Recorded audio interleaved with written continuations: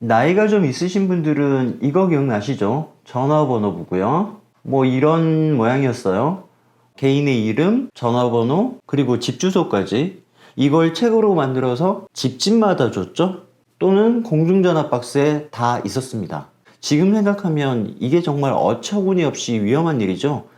터미네이터 영화 기억나시죠? 사라 코너가 LA에 산다. 이 정보만 가지고 공중전화 박스에서 전화번호부를 이용해서 사라 코너의 사는 곳을 찾아가죠. 그렇게 위험한 겁니다. 물론 요즘은 이제 이런 게 없어졌어요. 여러분들의 나스도 이와 다르지 않습니다. 여러분들이 사용하시는 DDNS가 바로 전화번호 같은 거죠.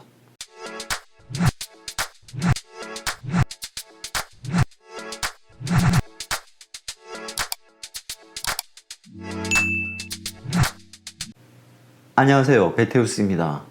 시놀로지 나스 탐구생활 신나탐 시간이고요. 오늘의 탐구생활 주제는 보안, 방화벽 뭐 이런 것들입니다. 사실은 진작에 했어야 했죠. 그런데 제가 좀 망설였습니다. 이유는 보안이라는 게 정답이 없습니다. 각자의 사정에 따라 다르거든요. 그런데 제가 영상으로 만들어 올리면 무조건 똑같이 따라 하시고 그냥 안심하실까봐 그런 게 걱정이 좀 됐어요. 그러므로 오늘의 영상은 참고만 하시고 각자의 사정에 맞게 알아서 설정을 하셔야 됩니다. 자기 집의 보안은 자기가 책임을 지는 거죠. 시놀로지 나스 DSM 화면이죠. 여기 DDNS 콜론 포트 번호 공유기로 가셔서 포트 포워딩 장면을 보시고요. 가장 기본적인 것들만 포트 포워딩을 해놨고요.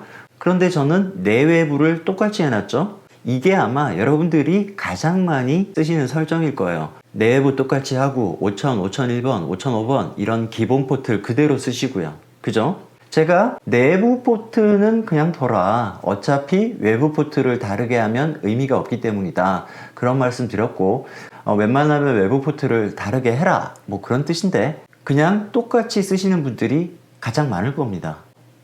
여러분들이 시놀로지 나스를 어떤 형태로든 제3자가 접속을 하게 허용을 한다. 그러면 반드시 이 주소를 알려줄 수밖에 없어요. 아니 베테우스야, 나는 DSM 접속하면 절대 알려주지 않는다. 비디오 스테이션이나 포토 스테이션 혹은 특정한 파일 공유할 때만 알려준다. 이런 분도 계실 겁니다. 과연 그럴까요? 특정 파일만 공유한다고 할 때 어떻게 하십니까? 파일 스테이션으로 가서 특정 파일에 대해서 공유 이걸 누르죠. 자, 여기 주소 나오죠? 무조건 주소가 나옵니다.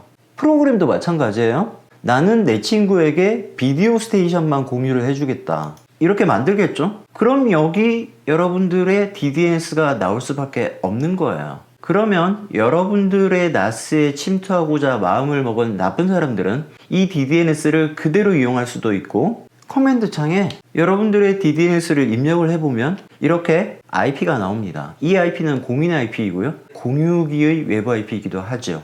즉 어떤 형태로든 DDNS가 공개되기만 하면 주소가 노출이 되는 겁니다.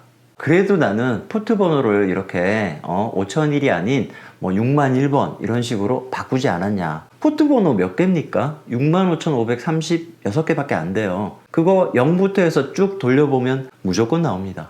그렇죠? 결론적으로 DDNS가 노출이 되는 순간 필연적으로 여러분들의 DSM 로그인 화면까지는 오픈이 될 수밖에 없습니다.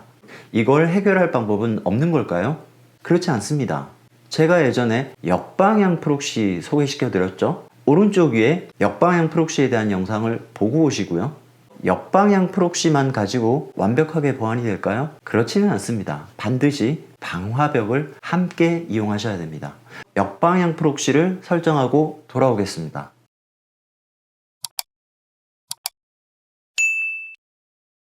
DSM 로그인 주소가 바뀌었죠? 포트 포워딩으로 가면 이제 다른 것들은 다 날려도 됩니다. HTTP나 HTTPS로 접속할 수 있는 모든 서비스는 이 두 가지로 다 해결이 되기 때문이죠. 제어판의 보안으로 가셔서 여기 보안 탭부터 살펴보면 뭐 이런 것들 그냥 쭉 읽어보시면 돼요. 그리고 보호도 한번 살펴볼까요? 요것도 읽어보시면 되고 어떤 분들은 요걸 이용하기도 하세요. 특정 IP, 뭐 회사의 어떤 컴퓨터에서만 접속을 하겠다. 그러면 그 IP만 딱 허용을 하면 나머지 모든 접속은 다 차단이 될 거니까요.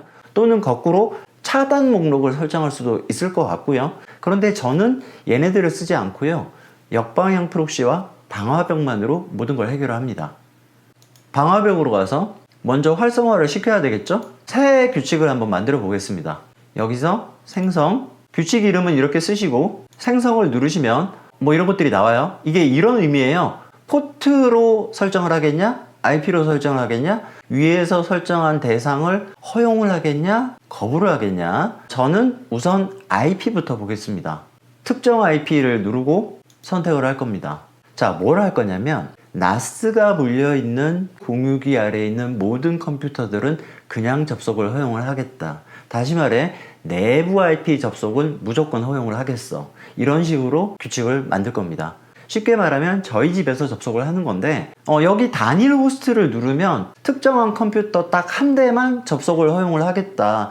그런 의미고요. 제 컴퓨터만 접속을 허용을 하겠다. 그런 식으로 해도 되고요. 저희 집에 있는 저희 자녀들의 컴퓨터에서도 NAS 접속을 허용을 할 거기 때문에 여기 서브넷을 누르고 이런 식으로 요게 제 NAS의 IP거든요. NAS의 IP 쓰시고 서브넷 마스크를 이렇게 설정을 하면 이 IP의 앞 세 자리 즉 192.168.0까지 똑같으면 모두 허용을 하겠다. 이런 말이죠. 이 NAS가 물려있는 내부 IP 대역대는 모두 접속을 허용을 하겠다. 이런 의미예요.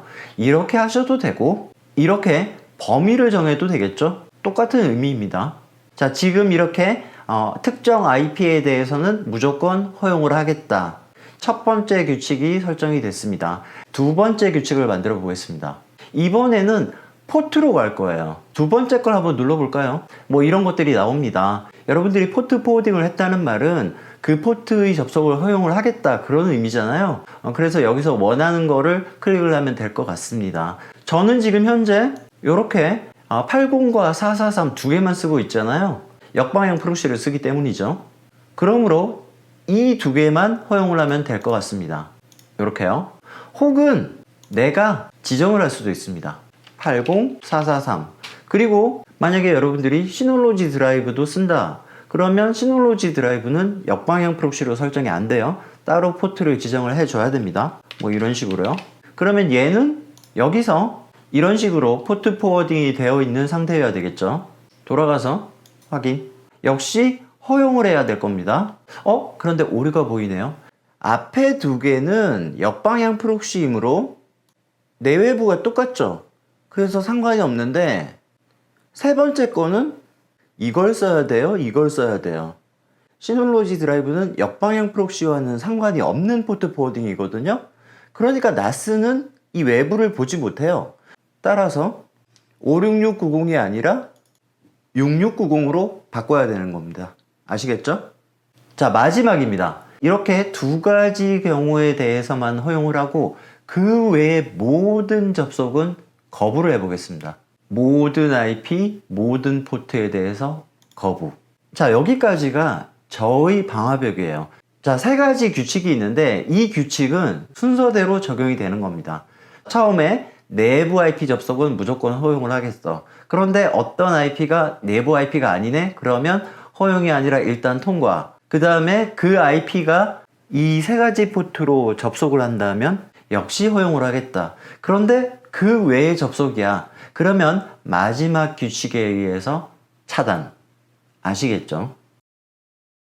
방금 설정한 그 프로필로 바꾸시고 적용. 자, 이 상태에서 나쁜 사람들이 어떻게 저의 DDNS를 알았다고 칩시다. 그런데 제일 앞에 얘를 모르는 거야. 그러니까 뒷자리만 아는 거예요. 뒷자리를 알면 아까도 보셨다시피 NS 루크업을 이용해서 저의 IP를 알아낼 수가 있단 말이에요. 그러니까 역방향을 한다고 해서 주소 자체를 노출시키는 걸 막을 수는 없어요. 그리고 어떤 형태로든 링크를 주면 무조건 얘가 포함되기 때문에 저희 IP가 노출될 수밖에 없습니다. 그럼에도 불구하고 제가 방화벽을 설정을 해놨잖아요. 자, 그럼 이 상태에서 여기까지 알아냈어. 그런데 이 뒤에 포트를 뭘로 칠 거야? 5000번? 5001번? 그거는 지금 제가 포트 포워딩 자체를 안 해놨단 말이에요. 그러면 역방향 프록시에 대해서 조금 아는 친구들은 얘는 포트 포워딩을 해놨겠구나 그렇겠죠. 역방향 프록시는 이 두 개는 포트 포워딩을 할 수밖에 없으니까. 그럼 이 상태에서 이렇게 했다고 쳐. 혹은 이거나 같은 거니까. 자, 이러면 접속을 할 수가 없어요. 마찬가지로 IP를 이용해서 이렇게 한다고 해도 역시 접속이 안 됩니다. 왜냐? 제가 방화벽을 쳤기 때문이죠. 아시겠죠? 자, 여기까지가 역방향 프록시와 방화벽을 이용한 저의 보안 정책이었습니다. 처음에도 말씀드렸지만 여러분들도 똑같이 하라는 건 아닙니다. 각자의 사정에 맞게 알아서 보안 정책을 만드셔야 됩니다. 너무 중요한 사항입니다. 자, 오늘의 탐구 생활은 여기까지고요. 오늘 영상 도움되셨다면 좋아요와 구독 부탁드립니다. 감사합니다. 지금까지 베테우스였습니다.